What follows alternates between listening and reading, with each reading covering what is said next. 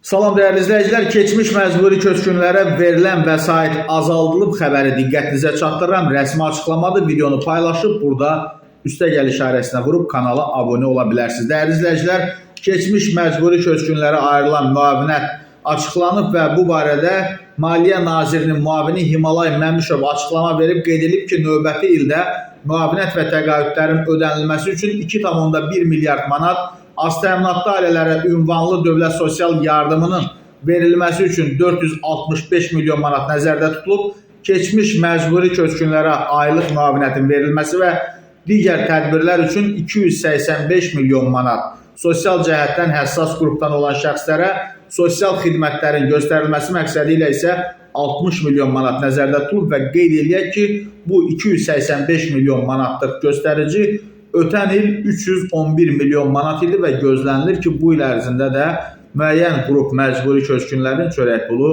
kəsilə bilər.